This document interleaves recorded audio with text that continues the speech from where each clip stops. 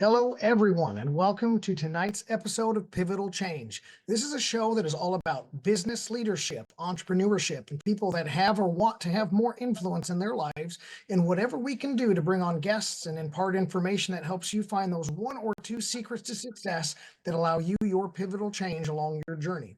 We have a very special themed episode tonight of the youth in entrepreneurship. We're going to have a series of guests on that are on the younger side of running businesses, and we're going to learn from their stories, see what they are doing, and hopefully find some encouragement with what they have got going on in their lives. So I'd like to welcome tonight from Ascension Clothing Line, my very own son, Royce Conn, and his very good friend, Trip Scott, the owners of this wonderful startup business. Gentlemen, welcome to the show. Thank you for having us. Well, as I've talked a couple times before with you guys, we do have time limits and commercial breaks. So what I like to do is just jump right in, and I want to hear a little bit from you. Probably each of you, if I would have to say, what inspired you to become an entrepreneur instead of just chasing after this traditional job market, going into the workforce? And once you made the decision to be an entrepreneur, how has your perspective changed? Has your path evolved? Have your decisions developed over time?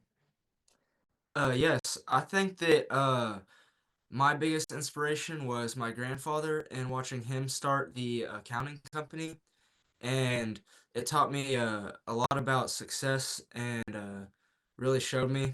And I think that starting our clothing brand has helped develop a lot of new skills and leadership in my own life, and being able to apply this in the community uh, has been very it has been very effective for uh, But it is helping you on you're seeing from your grandfather that he has an impact in the community. He has lessons learned, and you can grow your own path. Is that kind of what I'm getting out of the statement? yeah, I think that he showed me like a lot about the behind the scenes that most people won't see, and developing that. That's really good. So Trip, he's got a behind the scenes look from a family member. What inspired you to choose business ownership versus just going and getting a job? Yes, Ryan. So I believe wholeheartedly that social media has killed society. I think that we are heading towards a dark world. We have females showing off their body online, calling themselves entrepreneurs. I just want to bring light back to the traditional way of entrepreneurship where we sell our clothes and have people buy from consumer and from uh manufacturer and I got it. owners and So business. So you yeah. okay. I like what you're saying there. So you see a huge potential for this drift for this online market to get people pulled into the dark side of making money. And you want to be the light side of making money in a more traditional model, which you guys are selling clothing both in person and online. Is that correct? Yeah. Yep. That's excellent. So, kind of circling to my next question of what inspired you, I like the inspiration because any inspiration for good, I want to get behind that. You've probably had some type of research to do, a lot of learning along the way, and maybe some mentors that have helped you. Let me ask you guys a question about like what mentors or advisors have helped shape your business decisions, and maybe share an instance where that guidance paid off. Um, well, you have been my mentor and showing me how to develop the legal side of things, and that's really opened a new gateway for me and Trip. Whereas before we didn't have access to those resources, and starting that up on our own would have been very difficult. And your leadership has really opened that pathway and saved us a lot of money and a lot of time researching things that you just had knowledge of prior, and that really helped us on our journey. Very interesting. Very interesting. Very flattering and very interesting. Thank you for sharing that. So the question leading off of that one, you had an advisor, just so happened for the sake of your situation to be me. Do you see recommending advisors to other people? Do you think that was beneficial? Would you have had to do an exponential amount of learning and studying before ever taking your first step?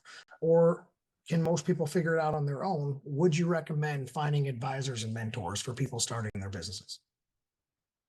100%. Yeah. I mean, it's easier when my dad's an entrepreneur too.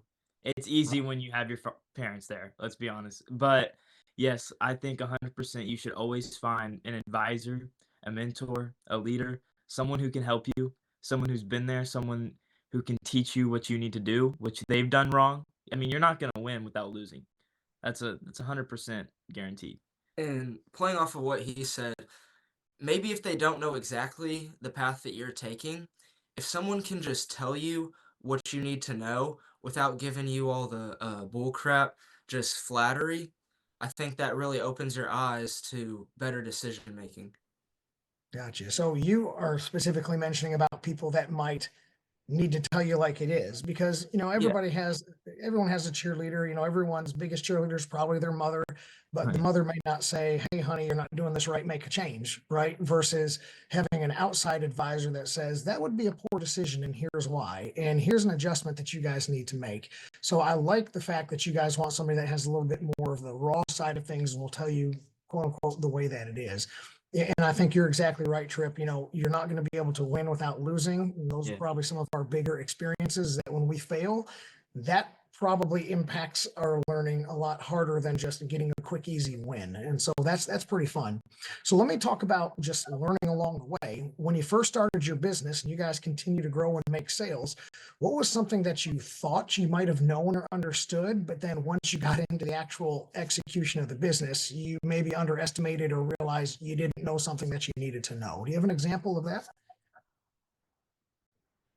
I think mostly was how hard the competition is. There's always gonna be competition. There's always gonna be something different, maybe better, maybe cheaper. But yes, you have to set a target audience, and it was hard going in, not knowing what competition we would have. We didn't really do much research on that, but yeah, I think jumping in, you need mentorship and leadership to find and overcome challenges such as that. Um, we thankfully had help, but it can be rough. Competition can be rough. I will say that. Gotcha. So feeding off of that, I think you're probably hearing something that I want to echo, and I may or may not have shared this with you, gentlemen, but I tell the people watching the show to listen and watch with a pen and paper, take notes, and maybe you can find those couple of things. So you just told us to look out for and study our competition, and you may not know this, but I have something called the 7 C's of a business plan. And that is one of the C's is competition and knowing how you can either enter a market or completely disrupt a market and fill a need that your competitors are either failing to fill or not filling well. And so you learn that lesson a little bit of the hard way, saying clothing brands are everywhere. How can we impact that market? And that's a really good self reflection there. Let's move on to this other question here too, because that was a good lesson learned. Did you guys have any breakthrough moments yet where you just are finding confidence because, hey, something really clicked or worked out that helps you know that you're on the right path? What did that breakthrough moment teach you? Yeah, I think our biggest breakthrough was when we got our first sample orders in. We were able to take our physical product and promote it to our school, and we were able to take photos and post it on our social media. And it really allowed a new gateway for us to market. Whereas before we didn't have the physical product, and we had told a couple of people about it, and they thought it was a cool idea, but actually getting their hands on the product, feeling that it's legit, uh, really made them understand more that we knew what we were doing and they wanted to buy our product. We used that as pre-orders, and people, they gave us the money and we turned that into a bulk order, which uh, we gave back to them. And I think that was for sure our biggest breakthrough and showed us that we could still make a profit uh, with only 4 shirts. I think 100% this might be one of our biggest breakthroughs too. I mean, we have been provided good by the Lord. We sell Christian clothing brands. I don't know if we mentioned that. we're a Christian clothing brand, and I think, I mean, we're going on a TV show is gotta be one of the greatest experiences we've had so far with entrepreneurship. And yeah, I mean, obviously, yeah, the pre-orders, all that was amazing, but this is also a really huge step in our next journey.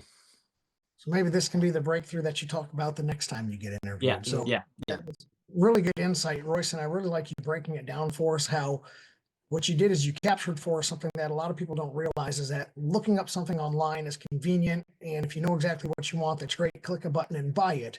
But until a person really gets to touch the product and feel it and see that it's real, and hey, look, I like the color scheme, I like the design, I like the way it fits on me, that's when it now becomes a product and not just a customer, but hopefully a repeat customer that can help you grow your company. So what I'm going to do real quick, I want to stick a pin right here, gentlemen, because I want to pivot us to our first commercial break. So everyone sit tight. We're going to be back with more Royce and more Trip, and we're going to learn a lot more about a young journey in entrepreneurship right after this commercial break for more Pivotal Change right after this.